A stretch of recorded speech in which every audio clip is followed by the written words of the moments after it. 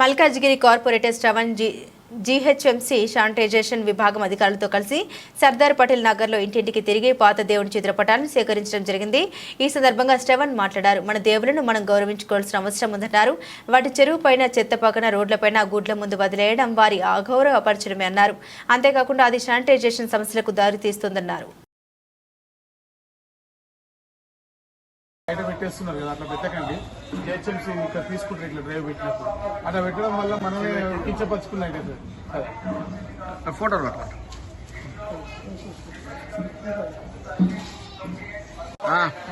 మంచిది ఒకటి వీడియో తీస్తుంది. ఫోటో కూడా ఒకటి అంటే మీ దగ్గర ఏమైనా ఉంటే ఇచ్చేయండి, కలెక్ట్ చేస్తారు. ఎవరైనా ఉంటే చెప్పండి. మళ్ళీ ఫోటోలు